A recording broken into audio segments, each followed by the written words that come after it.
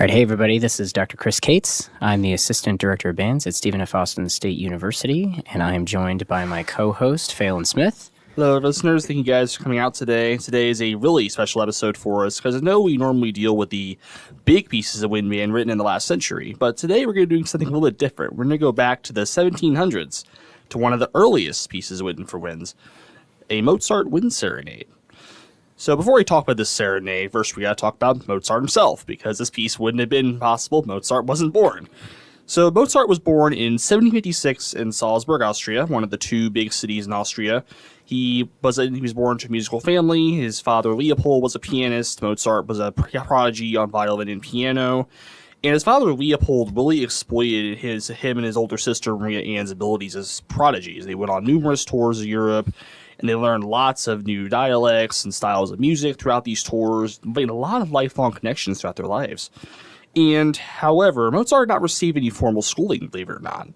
And a lot of his schooling was done by his father, Leopold, and he taught him how to compose music. And at age 19, he wrote his 5 violin concerti. Those get a lot of play in the violin world. His early professional life, he wrote his first few symphonies and his first 9 piano concerti, and they really gained a lot of success and attention. Really made Mozart relatively known as a composer, because they were new styles and new types of pieces for their time, because the piano was still very young. He had the pianoforte coming out. He decided he was still getting use from the harpsichord. So it was a brand new innovation for that time, really expressed the expressive nature of the piano. He had a lot of issue getting money, which is a pretty recurring theme we're going to talk about in our biography. He had a lot of trouble getting a job, so a family friend who was an archbishop, he was able to use his violin prodigy abilities to get him a job in an orchestra as assistant concertmaster, which is the first violin in the orchestra.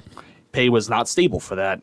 Mozart did want to find another way to get money, so he traveled around Europe, went to numerous cities to find a stable job, and they couldn't, and he had to return home because his father contacted him that his mother had passed away in Salzburg. But he came back home, and his father, Leopold, was able to get him a job as a church organist. And as a result of this church organist job, he wrote his church works and got attention in Salzburg. Eventually, he did move to Vienna. The Archbishop summoned him there, and he started getting a lot of popularity there in his compositions.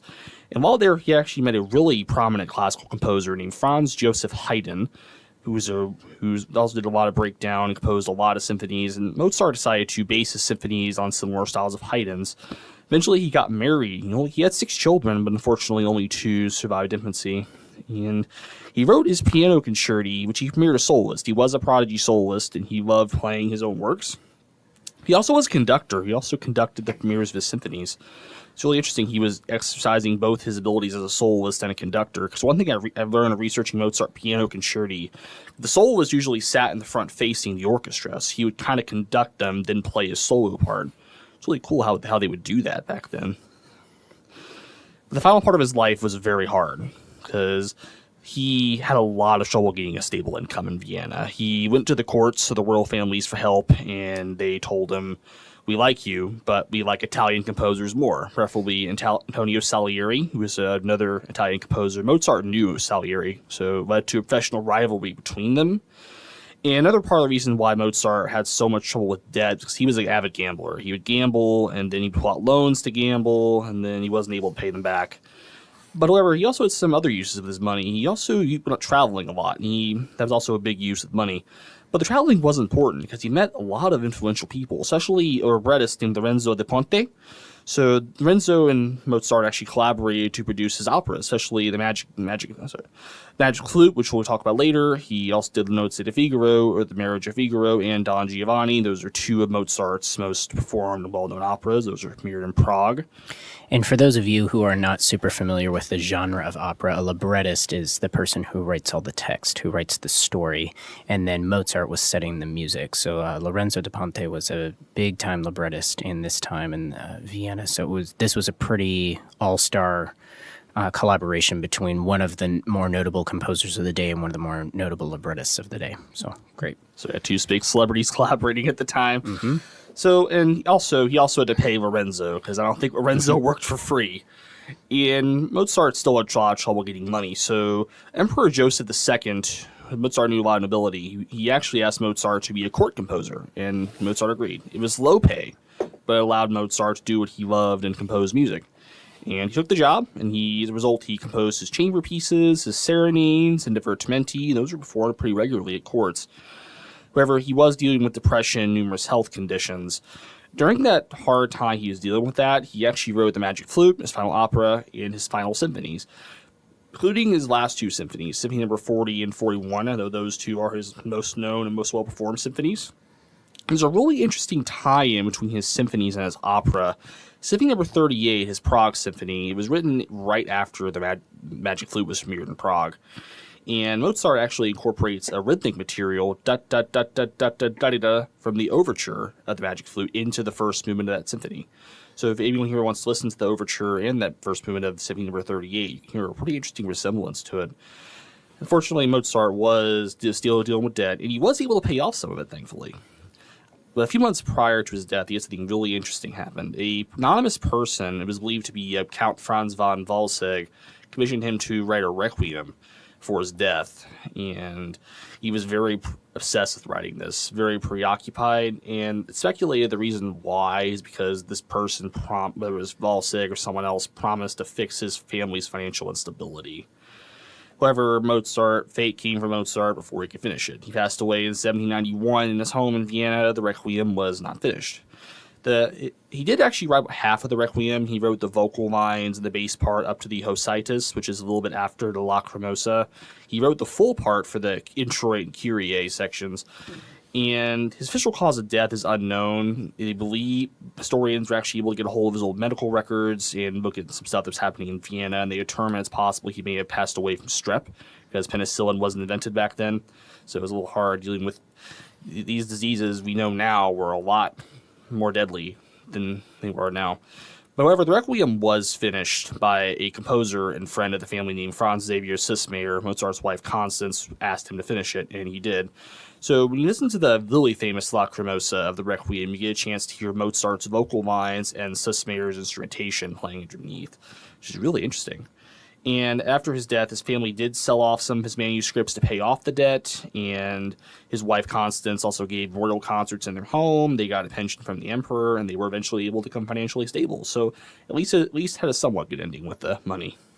Yeah, it's unfortunate. There's kind of this trend with a lot of famous musicians, especially art music musicians throughout time, of them kind of having these tragically early deaths and sometimes not super financially stable in their lifetime. I think of Charlie Parker, is the famous jazz saxophonist who was one of the pioneers of bebop. I mean, he was notoriously out of money most of his life, usually because of bad habits, and he died very, very young as well. Him and Mozart were almost the same age when they passed away. So it's interesting that sometimes this tortured artist thing does play itself out in the real world. So I think Faolan gave a really great kind of snapshot of Mozart's biography, and Mozart is one of the most famous composers in the Western art music canon for a good reason. He was part of this grouping of three composers that we called the First Viennese School. So it was him, somebody that he learned from, Haydn, who is oftentimes called the father of the symphony just because he was so prolific with how many symphonies he wrote, and then Beethoven, who was the bridge between the classical period and the Romantic period. So Haydn kind of was older, much older than those other two composers, but he established a lot of trends in the classical period. And Mozart, because he was a child prodigy and his father took him around tour during his younger years, Mozart was playing for a lot of people on piano and keyboards and those sorts of things. But Mozart was also exposed to a lot of music, so he was exposed to a lot of local dialects. And because of that, he acquired all that from a young age. He started to infuse that into his composing early on, and so that just became a natural part of what he did. So there would be all these local dialects that would be infused into his writing. So that's why Mozart a lot of times is held up as the emblematic composer of the classical period, because he had this, what we could call a metropolitan style, where he really represented in his output everything that was going on musically in the Western art music world at the time. And he also wrote virtually every genre that was available to him at the time, whereas some composers would specialize in sonatas or whatever. He wrote everything. Although I will say that everything Mozart wrote was opera. Whether it was explicitly an opera or not, you can hear opera in everything he wrote, including the piece that we're going to talk about today. Another thing that we'll just throw out there for you, the film Amadeus, about Mozart's life, is kind of gives a decent overview of what his life looked like, although there are quite a few creative liberties taken. Like, yes, there was a sort of rivalry between him and Salieri a little bit, but it's not, historians suggest it was not nearly as intense as it is portrayed in the movie, and they take a lot of liberties in regards to what they think Mozart's personality was like. But it does sort of give you a somewhat fictional, but loosely based in fact, overview of what Mozart's life was like. So that's kind of a fun little historical drama that you can watch if you're interested in learning more about Mr. Wolfgang Amadeus Mozart. So let's jump into the composition. Yeah, and as he mentioned previously, his output was very broad. He wrote 41 symphonies, and a lot of his pieces I know performed by a lot of orchestras. So as I mentioned, he wrote 41 symphonies. His last 7, 35 through 41, those usually are his most performed, especially 40 and 41. His most notable symphonies are Symphony number 25, that gained a lot of popularity from a section, Amadeus, and 40 and 41, which is called the Jupiter Symphony, as I mentioned previously. He wrote 18 masses require an orchestra. We have the Requiem in D minor, which was also completed by Sussmayer. He has the Grand Mass in C major and the Coronation Mass. He has 22 operas. Don Giovanni, The Marriage of Figaro, The Magic Flute are probably his most performed. And the overtures to these operas have actually taken on a little life of their own. They performed a lot of standalone orchestral works. And he has a lot of concerti, at least 35 that are known. There's probably way more, but these are like at least the known ones. He has 5 violin concerti and 27 piano concerti. I know those get played a lot in their respective little families. And he has a pretty decent amount of concerti for wind instruments. He has a really famous clarinet concerto that gets played a lot in the clarinet world.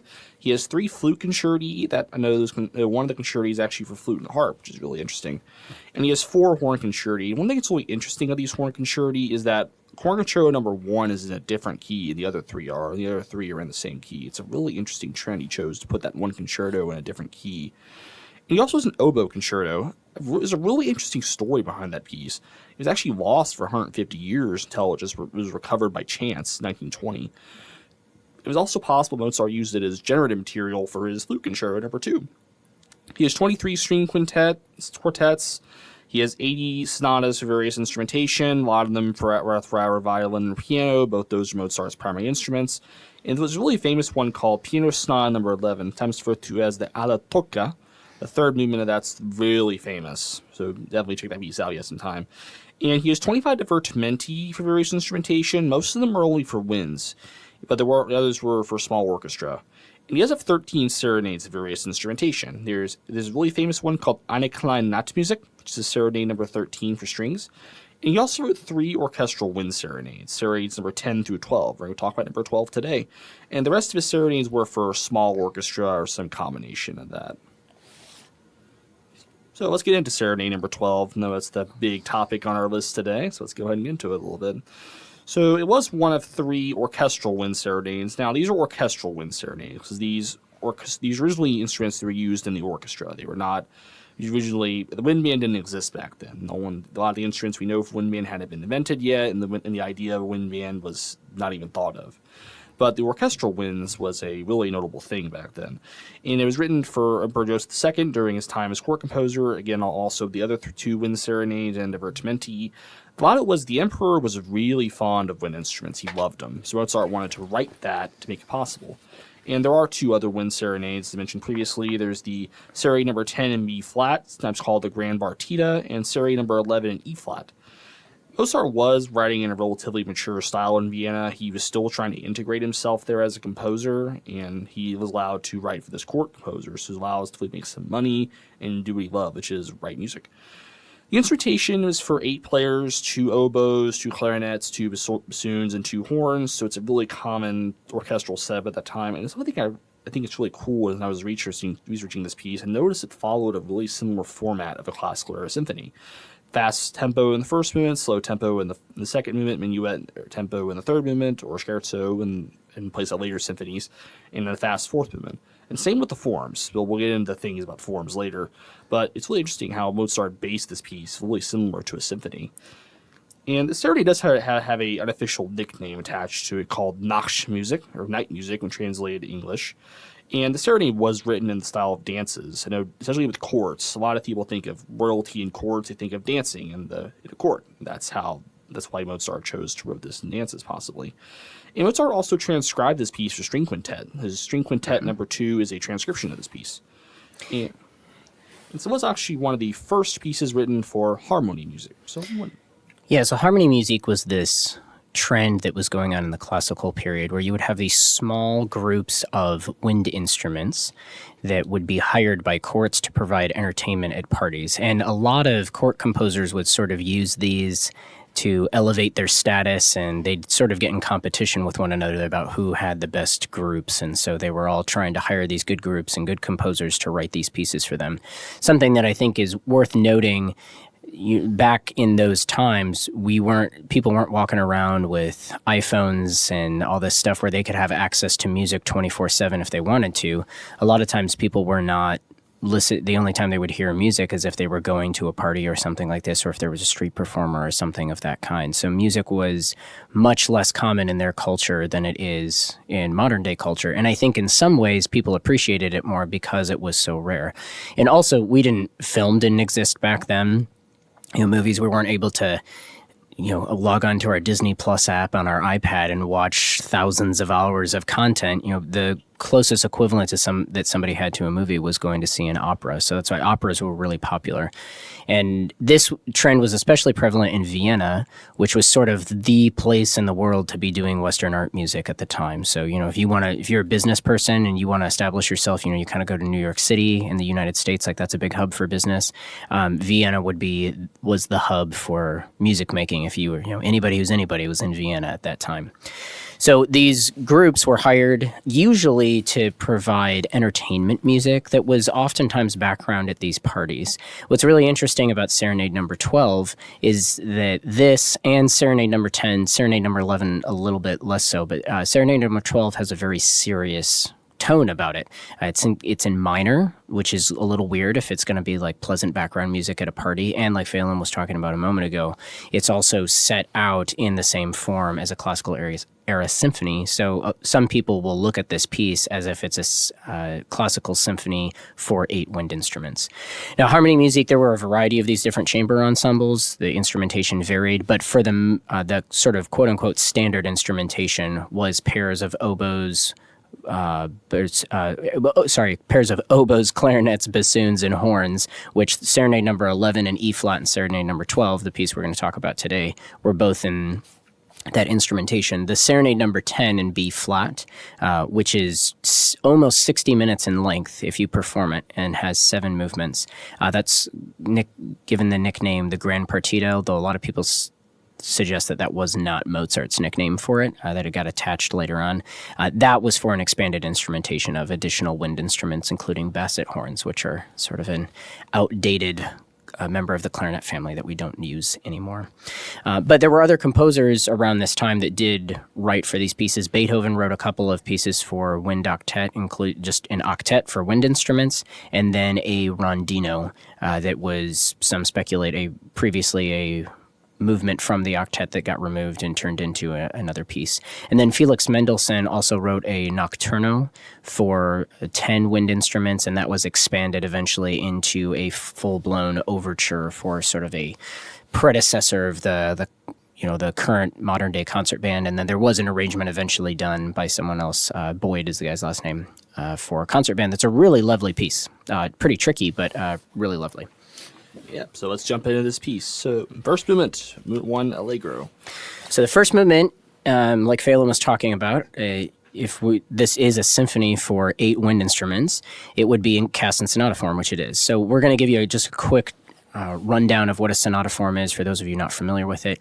So this is an outgrowth of a commonly used form in the classical period called rounded binary, where binary just meaning the piece has 2 major sections. And in rounded binary forms, you would have what we could just call an A section, and that would usually be repeated.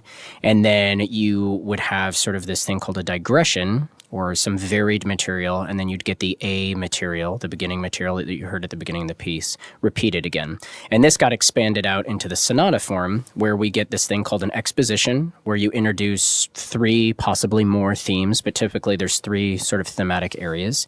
Then you have this middle section called a development, where the key is changing a lot, things are really ambiguous, and you're developing themes that you heard in the exposition and or introducing new themes. And then you have this thing called the recapitulation, where you bring back you restate the material from the exposition.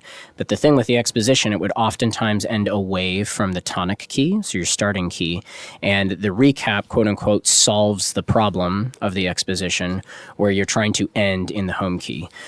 So this follows the same arc as a successful trilogy, and I've heard an effective trilogy described once as, in the first act, the first movie or the first act, you introduce the characters. The second act, you put them up in a tree and throw rocks at them. And then the third act, you get them out of the tree. Or I like to equate this to Star Wars, the original trilogy, one of the greatest trilogies ever created, in my opinion.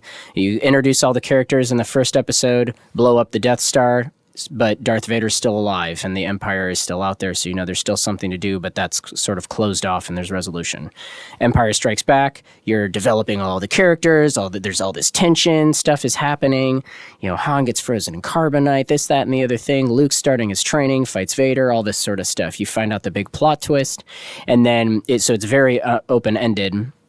But that sets up the third movie really well, and then Return of the Jedi, everything is resolved, the second Death Star gets blown up, the Emperor's defeated, Darth Vader is redeemed, all of that sort of stuff. So it's that's a sonata form is essentially Star Wars, or Star Wars is essentially a sonata form if you look at it that way. Star Wars, much other movies are their own versions of sonata forms. Yes. So let's jump in and kind of break down how this thing works. So our exposition obviously starts at measure 1. Oftentimes in sonata forms, especially in the classical period, it was not uncommon to get a slow introduction to a sonata form, but we don't get that in this case. But we get a kind of dramatic statement of this C minor triad in the lower voices. And it was common in a sonata form in the exposition to be laid out where you get this first tonal area where you usually have a high energy, quote unquote, masculine is how they would describe it, theme. And then that would happen, and then you would get this contrasting theme, which would usually be more lyrical and softer. So some people in the classical period would call that more of a feminine theme, and then you would get this closing section that would wrap up the exposition.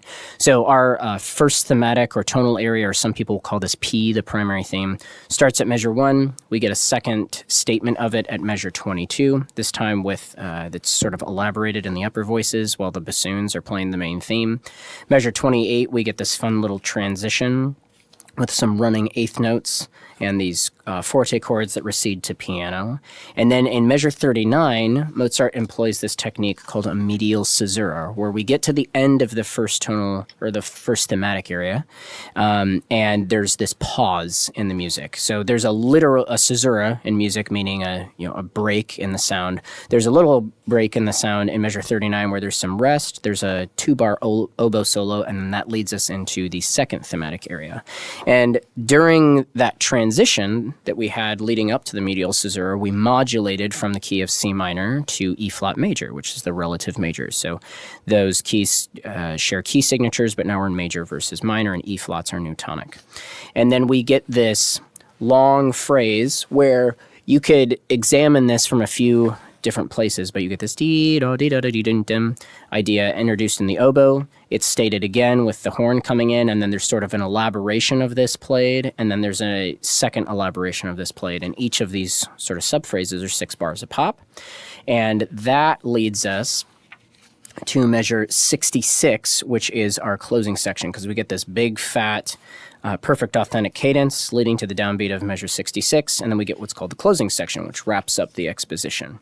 And this follows in a pretty textbook manner one of 2 common phrase structures that we see in the classical period. So we had this thing called a sentence, where you would get a basic idea, so a little musical motive. In this case, right here, we get the dee-dee-dee-dee-dee-dee, a bird, a plane, a Mozart, is sort of the basic idea. And then you get typically 2 statements of that, and then it gets elaborated. A Mozart, a dee-da-dee-dun-dee. And then you would usually have a cadence after that. So that's what we would call a sentence. And if it was an 8-bar sentence, which is like the textbook arrangement of that, it would be 2 bars plus 2 bars plus 4 bars. The other common phrase type is called a period, where you get this thing called an antecedent, and there's usually a weak cadence at the end of that. And then you would get a statement of almost the exact same material, but it'd be changed probably a little bit at the end to provide a stronger cadence, and that would be called the consequent. So you get sort of this call and answer idea. And what's interesting in the closing section is we get both of those ideas at play. So we get our little sentence starting at measure 66, and then it's restated again, although softer, at 75. At least it starts softer, and then the continuation of the sentence is loud at 79. So you have this two sentences that are pretty much the same, stated twice, so they form kind of this overall larger periodic structure, which is pretty cool. And Mozart liked to do this a lot, where he would nest themes, and Beethoven took that to the nth degree. He was all about that kind of thing. So after our closing section at measure 82, we get sort of this extension with these cool chords and these falling ideas, which is lovely. And then that takes us to this big, important cadence at measure 90, which we call the essential expositional closure. So this is the cadence where any material after that is just going to be elaboration, but we could end the exposition here and it would feel complete. Okay, so to go back to our Star Wars analogy, measure 90 is the throne room scene from A New Hope. And it's really just Mozart is saying E flat, E flat major, E flat major, E flat major. He has scales and arpeggios, and he's just hammering home the fact that we're ending in E flat major. Exposition gets repeated, which was common in the classical period, and that helps the listener in two ways. It allows the listener to understand, oh, okay, this material is getting repeated, so this is the exposition. Here's how it goes. And so upon hearing it a second time, you can sort of internalize the themes a little bit better so that you can understand how they work in the development. Starting at measure 95, we get the development. And this starts with sort of an entry zone of us having this really lovely little clarinet idea that is linked pretty strongly to the first tonal area or first thematic area in the exposition. And then at 108, we get what some people will call the central action of the development. And so here we're starting to drift through different keys. We get this really big bombastic quote of some material from the first tonal or first thematic area. And then 115 starts this compositional, this harmonic sequence. And so we get this idea that's moved around to various different keys. And then this eventually leads at 122 to what we call the retransition. And the retransition's job is to push us back to the 5 chord to set up the return to the tonic key, which it does. And in 128, we end on... Normally, we would expect that we'd end on like a big 5 chord, but here we end on a diminished 7 chord, but it's still a dominant harmony, so it sets us up to return to C minor. There's a whole bar of rest at 129, and then bam, at 130, we arrive in the recap, okay? So credits are rolling, or credits have rolled, and now we get the opening crawl for Return of the Jedi, right? To keep using our Star Wars analogy. So we're in the recap. The material gets stated almost exactly as it is in the exposition. So our first thematic area starts there right at the beginning of the recap at 130. We get a second statement of that material at 151, but it is slightly developed as compared to its presentation in the exposition. And then at 159, we get a transition very similar to the one that we get in the exposition, but this time, instead of us modulating to E flat major, we stay in C minor. And at 170, we would expect the medial caesura, but we don't get the medial caesura. We get octave concert Gs from our horns, which are in the key of E flat in this piece. And instead of doing this dum dum dee da dee da dee, which we expected from the exposition, if it were to be restated exactly, that idea gets developed, passed around the ensemble a little bit, and then we get into the second thematic area at 177. And this is in C minor, which has a so the material intervallically is pretty similar to what happens in the opening, but it's varied a little bit rhythmically, and it has a very different character being cast in minor than in major. So it's really cool the way that Mozart showcases how differently a theme can be in minor versus major. So we get that happening at 177. And then that leads us at measure 202 to our closing section, 201. That is our closing section. And this is, again, two sentences that sort of form a period.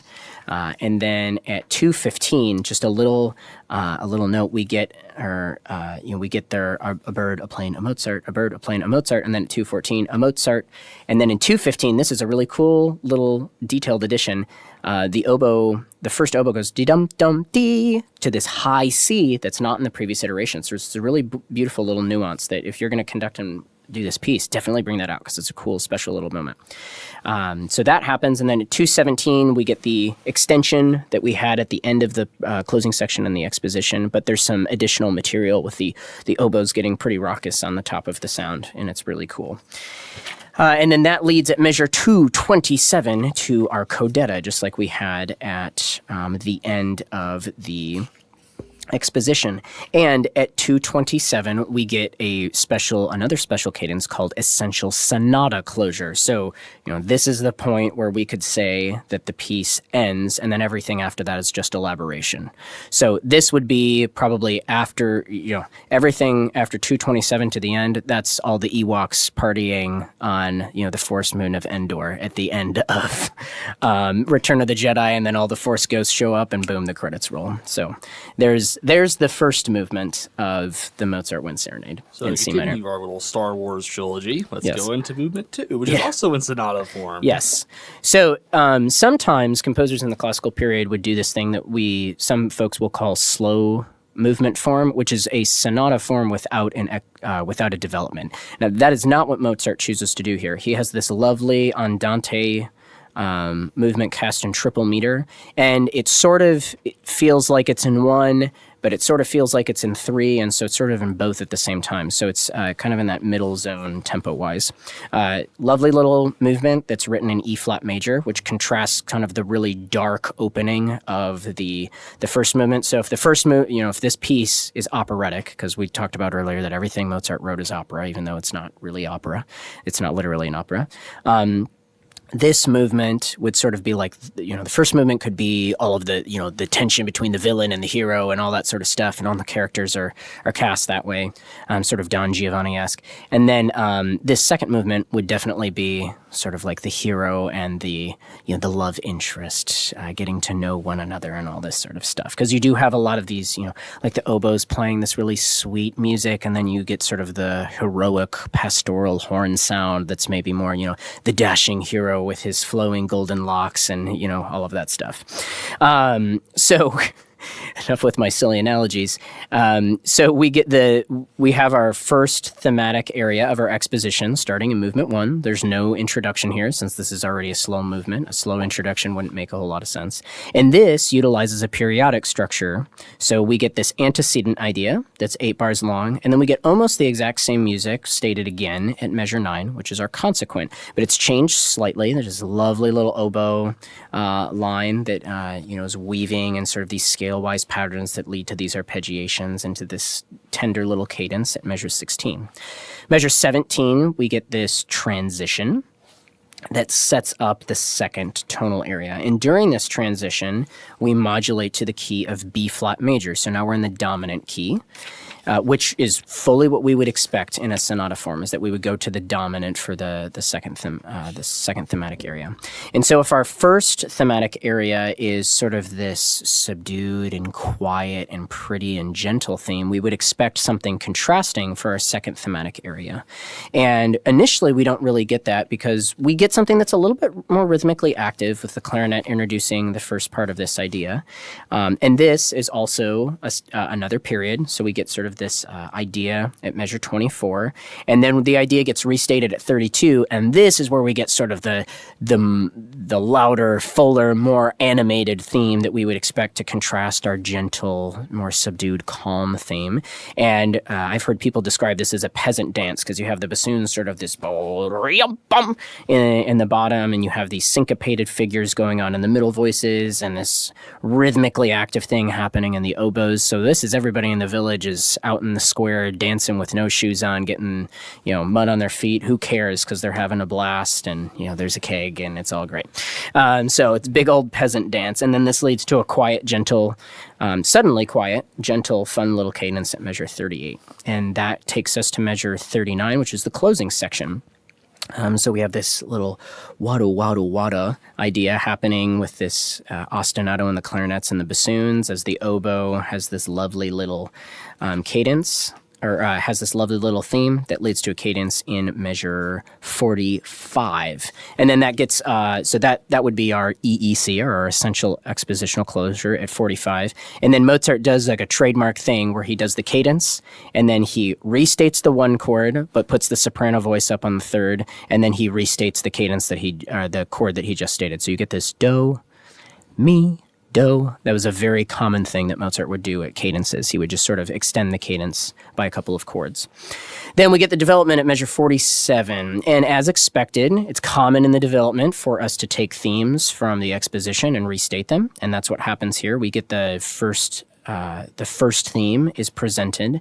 And then it's also common in the development that we venture through several keys. So we get a quote of the first theme, and it's stated several times in different keys. So we get a statement in the key of 5, so the key of the dominant, and then we get a key, we get a statement in the key of minor 2, and then we get a statement on the key of 4, and then this eventually leads to a 5-7 chord, which sets up our return to the recap. So what I think is cool about this is he does a statement in the dominant, then he does a statement in the minor subdominant, then the major subdominant, and then he goes to a dominant 7.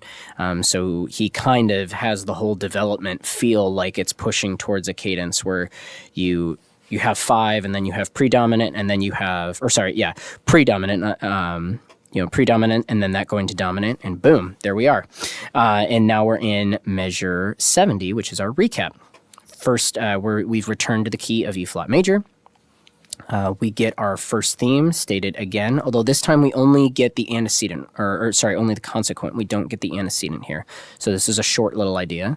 We get this a similar transition at measure 77, and then we go into the second thematic area at measure 85. Now, we would expect that this would stay in the key of E flat major, because that's kind of the whole job of the recapitulation, is to solve the key change issue that's presented in the exposition. But we don't. We go to B flat, just like we did. We go to B flat major, just like we did in the exposition. But then what happens on the antecedent, so the second statement of our peasant dance, when everybody joins the party at measure 93, we return to E flat major. So the key change problem gets solved there, but it's not where we expect. And this is part of why Mozart is a great composer, because great composers will play with expectation, the audience's expectations. So we expect that he's going to fix the problem at the STA at the beginning, but he doesn't. And he tricks us, he fakes us out, and then he fixes it on the second half of the STA. So we get a little cadence set up in 99. Measure 100 is our closing section, very similar to the beginning. And then in the penultimate bar of the piece, we get our ESC, our essential sonata closure, and then we get again that do, mi, do, cadential extension that Mozart loved to do in his music. And that wraps up the second movement, a tidy little sonata form. That's pretty interesting. Really interesting movement there. I usually like the peasant dancing as being out there. Kind of reminds me of a lot of the piece we just played recently. Yeah. Renaissance dances. Yes, yeah, absolutely. Yeah. So the third movement is something pretty interesting. It's called Minuetto in Canone. It's a minuet. And a minuet, it's in a form called minuet in trio form, which is an extension of ABA ternary. So a minuet there are two contrasting dances. So there's the opening minuet, which usually have high energy, it's usually fast. Usually both these dances are in triple time. So you have the opening minuet, as mentioned previously, then it goes to a trio. A trio is usually slower, and it's possibly a bit softer as well. Then at the end of the trio, you get a DC al fine, so you repeat everything up to the measure before the trio, but you don't take the repeats when you do the DC al fine. Yeah, typically speaking, in the classical period, it was common practice for people to, in a form like this, where you would have a whole section that gets repeated again, you just wouldn't do the repeats the second time through the section. But like Faolan was saying, this was a common format of a movement in a piece to do this minuet and trio pairing. You have the minuet, and then the trio is presented. And then when you go back and repeat the minuet again, it gives this ABA ternary, or some people like to call it overture form, because overtures commonly use that schema for their layout. This was a common thing, especially in an inner movement in a classical period symphony. You would have a slow movement and then a dance movement. And a minuet and trio was often chosen as the dance pairing to do. And in Beethoven's Third Symphony, he eventually replaced it with a different type of dance called the scherzo. In Italian, Yes. that means jokingly. Yes, and the scherzo was usually also in triple meter, but it was usually faster and more jovial in character. And sometimes you could also spin that to be where it could be a little bit sinister if it was in a minor key. So it was sort of a villain movement, if you will. And so this minuet, the minuet is in C minor, starts in C minor, drifts away from that, and then returns to C minor at the end. And what's awesome about this and the trio is that Mozart uses the concept of a canon, which for a musical layperson would be around, row, row, row your boat, row, row, row your boat. He does essentially that in this piece, and so we call that a canon. And so he starts, and what's really interesting is he starts in a canon, and this piece is in 3, but he uses a rhythmic technique called a hemiola, where he's implying a different feel in the way that the rhythm is set out. So we get this 1, 2, 3, and 2, and 3, and 1. So you sort of get this emphasis every other beat in the first 2 bars of the theme. So it's not really clear that you're in 3 until you get about 3 or 4 measures into this piece. And for conductors out there that are doing, helping an ensemble to put this together, and maybe you're going to conduct a performance, or you're just kind of coaching the ensemble up to get them ready to perform this, I have found, and teachers, people that I've studied with have found that you kind of, if you start the sucker in like a simple 3 and then drift into 1 with your conducting, that's usually what helps an ensemble to set this up. But if you set it in 1, especially if you don't tell the group, they're going to be super confused. So just a landmine for you to diffuse ahead of time if you're planning on doing this work. So we get the first statement of this melody, and then that's in canon, and that's 16 bars long. It's a 2-part canon, so the oboes introduce the theme, and then the bassoons enter the second measure, stating the theme again, and the inner voices, the clarinets and the horns, are just providing some accompanimental figures and those sorts of things. And so that gets repeated, and this transitions, starts in C minor, but it transitions to the key of E flat major by the end, which is pretty cool. And then we get to measure 17. We get the second half of the minuet and trio. Or really, you get the main theme, you get sort of this digression thing that happens in the middle, and then you get the main theme again. So this is sort of a binary form, is the way that this minuet is set up. 17, you have sort of these interweaving lines that come back and forth, and we're sort of venturing around harmonically. We start in E flat major, but this eventually pushes us back into C minor by the time we get to measure 28. And here we get a 3-part canon as opposed to a 2-part canon. So the original theme gets introduced again, but the clarinets introduce it the first time. The next bar, the oboes introduce the theme the second time, and then the next bar, the bassoons play the theme for a 3rd time, while the horns are doing some chordal accompaniment. And so this is really impressive from a compositional craftsmanship standpoint, because it's tricky to write a theme that will work when you stagger it and when you put it in canon. So Mozart had to be really careful about how he constructed it, but it works really well. And then this all cadences at the end. This plays out, and he spins this out, and it's really awesome theme, and this kind of dark, foreboding C minor. And then we end in C minor. Then we go to the trio. Typically there would be a little bit of a break between the minuet, so just kind of let the dust settle, and then the trio starts. If you thought Mozart's craftsmanship of his canonized statements of the theme was impressive in the minuet, the trio takes that up a whole nother level. So what he does here is not only does he set the theme in canon, he inverts every other statement of the theme. And this is just the double reeds. So why he chose that grouping of people, I don't know. But the horns and the clarinets get to just sit, and they have a little concert. They have a front row seat to a concert by their double reed colleagues in the group. So oboe 2 states the theme. 2 bars later, this movement is set in C major, so the parallel major, as opposed to the relative major, share the same tonic but don't share the same key signature. And so oboe 2 states the theme to start. 2 bars later, The second or the first oboe states the theme again, but the intervals are inverted, and it starts on tonic as opposed to the dominant. And then that same pattern repeats with first bassoon stating the theme right side up, and then second bassoon 2 bars later stating the theme inverted.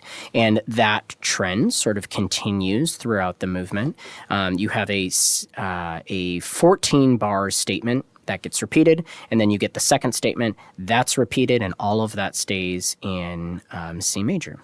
And then, as Faolan was telling us at the beginning of this movement, once you finish the trio, you go back to the minuet, repeat the minuet. So we have this lovely kind of pastoral, calm little setting in C major with the double reeds playing.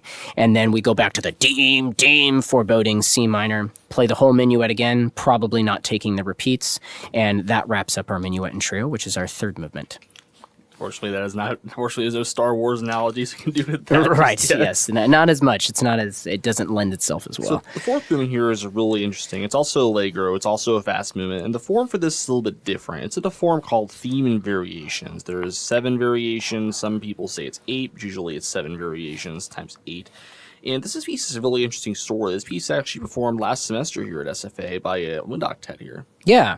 So there was a group of seniors here at SFA, and we had talked about some pieces, and I kind of jokingly told a couple of them, man, we should get a group of 8 people together and play like the Mozart Serenade no. 12 in C minor. You guys know that piece? It's great. And they were like, wait, seriously? It's like, yeah, you get the people together. We'll absolutely put it together. So we put this movement together and performed it. It was a lot of fun. Great group of students, killer players. They were awesome. So this is perhaps my favorite movement in all 3 of Mozart's wind serenades. It's the only other movement that I have that this battles with for me is the third movement of the Grand Partito, which is glorious. It's absolutely beautiful. It's a very different kind of movement, but the craftsmanship in this movement is very impressive. So, to go back to something that Faolan introduced at the beginning of the podcast that was really notable is that this piece is set out like a classical era symphony. And typically in the final movement of a classical period symphony or fourth movement, we would get a common formal organization. So you might get a second sonata form, you might get a rondo, so where we have a section that continually comes back, a ritornello that's punctuated by episodes of varying material, or you might get a sonata rondo, which is a rondo form that has elements of sonata form, or another common choice was a theme and variations, which this movement is, but we'll talk about at the end that there's another movement, another type of form that is also implied here. So this theme and variations is pretty straightforward. Somebody said once, and I loved this analogy, that there's 2 types of theme and variations. There's variations on a theme and variations around a theme. So thinking about a standard masterwork from the wind repertoire, Lincolnshire Posy by Percy Grainger, is very much, almost every movement is a variations around a theme, with the fifth movement, Lord Melbourne being the notable exception, because that's more variations on a theme. But Mozart takes this movement, he takes the theme and he changes the theme every time he introduces it. And our theme is set out as a period. So we have sort of this antecedent statement by the oboe that's punctuated very clearly, and this is a great strategy for any composers in the audience, that if you're doing a theme and variations, make the theme really abundantly clear to the audience, have the accompaniment at the first iteration of the theme be very simple so that we can understand the theme and we can internalize it so that we have that in our ear while you take us on the journey of how you're developing that theme or developing the things around the theme. So we get that statement, an 8-bar antecedent, and then we get an 8-bar consequent. It's similar material, not exactly identical, but similar enough that we could call this a period, I think. And each of the antecedent and the consequent are repeated. So that is worth noting because there's something that Mozart does with later variations that we need to be aware of. So in essence, this feels like 8-bar antecedent repeated, 8-bar consequent, 8-bar consequent repeated. Then we get our first variation. This is really high energy. We have this dum dum dum dum dum dum, sort of like shredding guitars in the bassoons, and we have the dee. The theme is rhythmically changed in 17, played by all the upper winds, so oboes and clarinets. It has this big kind of a bombastic character, which is very contrasting to the very subdued, quiet, introspective presentation of the theme we get at the beginning. Variation 2 starts at measure 33. We get this lovely little oboe solo that's in compound meter, da dee da da da dee da da da da da, with really simple sparse accompaniment by the clarinets and bassoons, and that is sort of our third variation. It follows our second variation, and that follows the same format as the other two, where we have the antecedent, that's repeated, and then we have an 8-bar consequent, and that gets repeated. Variation 3 continues sort of the quiet, introspective music, and this is what I call the sneaky variation, because the theme is presented, varied a little bit in terms of interval pattern, but the theme is on the upbeats, so and 1, and 2, and 3, and 4, and 1, and 2, and 1, and 2. And then you get these downbeats that are in second bassoon, and then eventually in the clarinets and the first oboe. And this is kind of fun that Mozart did this. Second oboe gets to carry the melody here, which usually second oboe was like the backup singer to the first oboe, who was the primary carrier of melodies in a lot of the wind serenades by Mozart. And then your first bassoon gets the melody also. And so those folks carry us through the third variation. Again, we get antecedent for 8 bars, repeated, and then we get consequent for 8 bars, and then that gets repeated. Then measure 65, we get a big contrast, dee-yum-dum, this sort of martial theme. This is variation 4. So we get a martial presentation of the theme. And this is the first variation where the repeats are written out. And it's really interesting what Mozart does here. So the antecedent is stated, clarinets and oboes playing the theme with some harmonizations. And then there's this 8th note bassoon line that's a mixture of scales and arpeggios. And then once we get to 73, the antecedent material gets repeated again, but now it's solo oboe with a lot of embellishment, so trills and some fast notes. And then the bassoons are doing these running 16th note lines that are really cool, while the other voices are just doing kind of chordal accompaniment. In 81, we go back to the now we get the first statement of the consequent, dee dum dum, dee dum dum dum. So we're back to that martial feel. And then we get the second statement of the consequent at measure 89, where we go back to that embellished solo oboe with the rock, shredding guitar bassoons on the bottom, playing the running 16th notes. So that's really cool that he, in a way, Mozart does a variation inside of a variation, because he's varying the repeat of the antecedent and the consequent within that variation. Now we come to what is, for some people, one of the more puzzling parts of this movement at measure 97. So you could argue that this is the 5th variation. Because the content of this section of the piece is so drastically different than everything else, I would almost call this an episode. So we've modulated out of C minor, we're into E flat major. This starts with this pastoral horn call, this da-deem, deem, dee, da-da-dee, da-dee.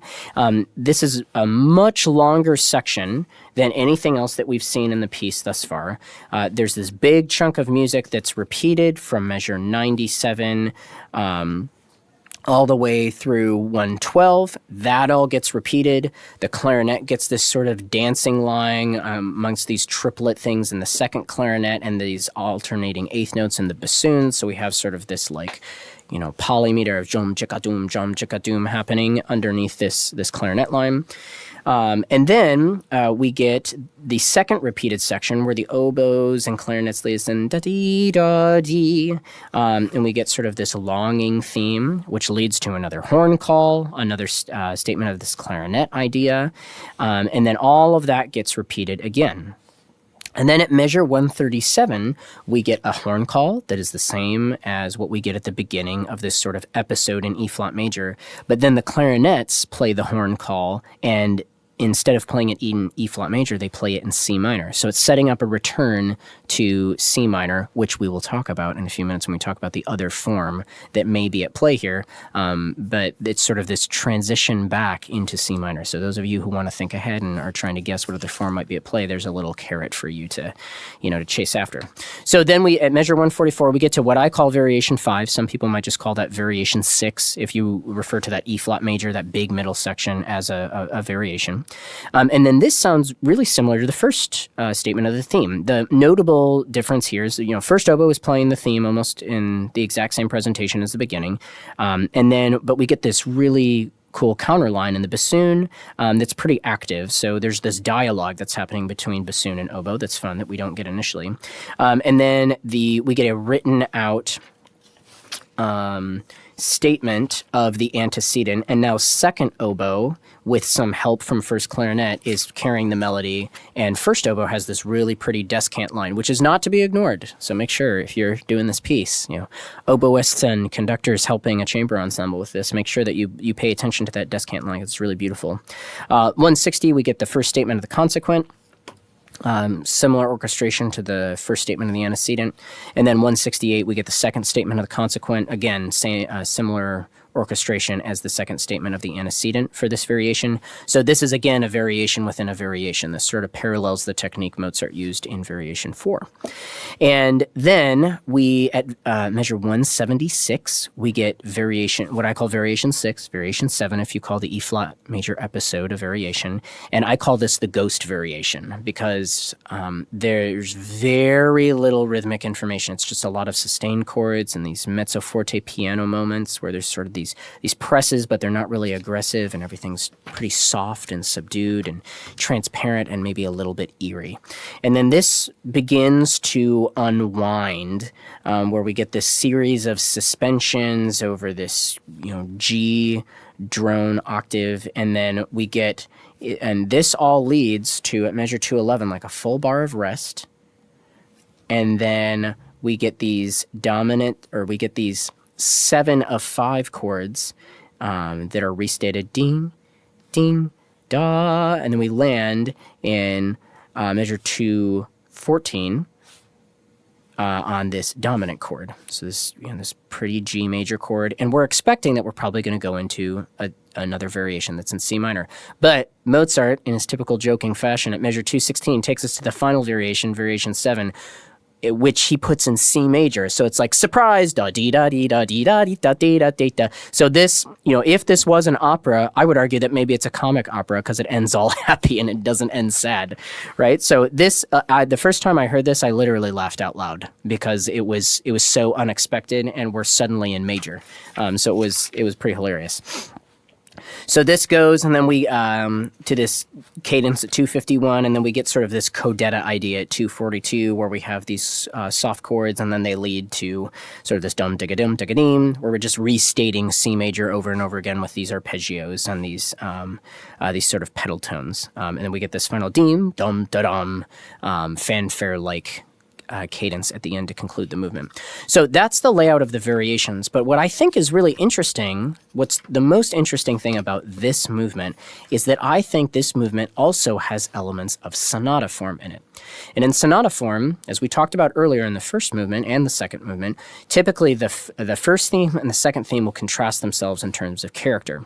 So if we kind of take this idea and we say that, if we say that the first set of variations is the exposition, and then that middle E-flat episode is sort of a development, and then everything after that is a recapitulation, we can start to make some sense of this. So if we look at the beginning of this movement, we see that we have this kind of quiet statement of the theme, so we could loosely call that our first thematic area, or our P, and then at the first variation is big and bombastic, so that could be our second thematic area, or our S. And then we go to variation number 2, which would be, because remember, the exposition gets repeated, so that could be, we're kind of back to the subdued character. That, along with variation number 2 and variation number 3 together are kind of in this quiet character. We could say that's the second statement of our first thematic area, or our P. And then we go to variation number 4, and that's kind of our second statement, or our repeated statement, because it's that kind of that big bombastic character again, of our STA, or our S theme. And then that takes us to measure 97, which is this weird episode. And you can loosely draw connections between the themes in this episode, although, and the theme that's presented in the beginning part of the piece, although it was not uncommon in a development section to introduce new material. So we could, I think, because it's in a contrasting key, call this the development section. And it does venture a little bit harmonically here. And then at measure 137, for those of you who were thinking about this earlier, we get this statement of the horn call again, but then it goes into minor. So this serves as our sort of retransition that gets us back to the key of C minor. And then 144, Variation 5, is the start of our recap. We get a presentation of the theme that is almost exactly the same as the beginning, just with that little notable exception of the bassoon thing. So that's our FTA, or our P. And then we get sort of this, the ghost variation, Variation 6 at 176. That could be sort of our STA, or our S. And then that kind of closes things up. And then 216 you could call a coda because it's in a completely different key. It's a very different character. Now, you might also argue, okay, well, it's in the ghost variation and the kind of recap variation are both in the subdued key. So I want to call, 216 the C major variation. I want to call that the S. Great, you can do that. And then if you want to say that there's a coda, you can just say that 242 is the coda. So I would call this piece a sonata theme and variation because there's so many implications of sonata form. And I think that is one of the coolest things about that movement, and that's why it's one of my favorite movements out of all of the Mozart wind serenades. It is mine too. I started listening to this piece. That was been listened to. Really interesting, really great how it's composed. Probably one of the Mozart's most greatest examples of composing at the time. Absolutely. So there's a lot of connections these pieces with other stuff. Antonin Dvorak, really famous Czech composer, he also wrote a wind serenade in D minor. He based it in a really similar style to this one. He expanded the instrumentation to add more instruments, but in terms of the styles, he added really similar ones. It's notable on the Dvorak Serenade, while it does have more instruments than the Grand Partita, the instrumentation of the Dvorak Serenade is similar to the Mozart Wind Serenade. And so there's a pretty obvious influence of Mozart's Grand Partita on Dvorak when he was writing his Wind Serenade in D. And Richard Strauss, a German composer, he also wrote a Wind Serenade in E flat. Mm-hmm. Yep. Which probably was heavily influenced by the wind serenades of Mozart and other composers in the classical period. Absolutely. And Igor Stravinsky, he also wrote 2 wind pieces, and he also wrote an octet, which we're going to be talking about in our next episode, so we're really excited for that. Yes. And he actually wrote that in a really neoclassical style, which Mozart may have influenced, because the first movement is in sonata form, second movement's the theme and variations, third movement's a rondo. So it's really cool how that may influence each other. But that's next episode. We'll talk about that piece a lot more then. Yes, absolutely. And so this, I often tell people when I have young wind band conductors come to me and be like, I want to study some more repertoire and get really serious about learning the craft of score study. The 3 pieces I often suggest to them are the Holst First Suite in E flat, one of the first sort of pieces written for an ensemble that's close to what our modern conception of the concert band. And I think it's expertly crafted. It's by a notable composer from music history. The Lincolnshire Posy by Percy Grainger is another piece I suggest. A lot of techniques are used in that piece that had a strong amount of influence for all pieces after that. There's a lot of tricks that you learn in that piece in terms of multimeter, unmetered conducting, analyzing complex harmony, lots of added note chords. That I think is really useful. And that piece also has a lot of text painting in terms of the way Grainger sets the themes and the music to match what's going on in the folk songs. And he's a notable composer in our medium. And then the third piece that I suggest is that one of the Mozart wind serenades, but I usually guide people towards the Grand Partita or the C minor serenade because I think those are pretty good. The E flat serenade's fine, but I think the Grand Partita and the C minor are substantially stronger pieces from a compositional perspective. It's really interesting. A lot of these pieces I noticed really when they're written, they really influence each other. Another piece that I think also Mozart influenced was what we talked about earlier, the Mendelssohn Overture for Harmoniemusik. And that was also transcribed by modern wind band by John Boyd, who is a really notable arranger. He made arrangements of numerous other pieces. So it was really interesting how he transcribed that. Yeah, absolutely.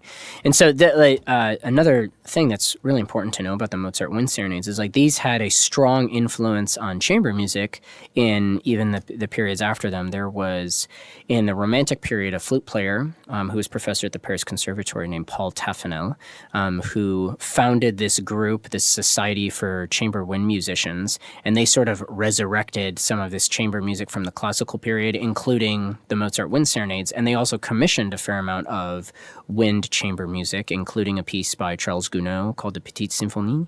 And that was for the same instrumentation as the C minor serenade plus a flute solo, because Paul Taffanel was a very good flute player, and the flute part is sort of soloistic in that piece. So these pieces did have a strong influence on wind pieces that followed, and they're great pieces to study and to check out. And the thing that I like about the Mozart wind serenades is I think they're very accessible for somebody who's sort of new to studying music at a serious level and studying scores, because they lay out pretty simplistically, but they're expertly crafted, and which is kind of a hallmark of Mozart's writing. A lot of people say like, oh, almost everything he wrote was perfect, and it just makes sense, and it absolutely has to go that way. So his music is really, really great, and I think a really good entry point for people looking to studying scores more seriously. It is, and it's a really cool piece, and I know this piece is probably going to remain in our society for a pretty decent amount of time. Yeah. Yep. So next time, so anyone interested in actually listening to this piece, I will actually link to a playlist in YouTube below, and if you're on Spotify, I'll link to that as well. And thank you guys for joining us out today, listening to this piece, and please sure join us next time for the Stravinsky Octet. Thank you very much. All right, we'll see you all later.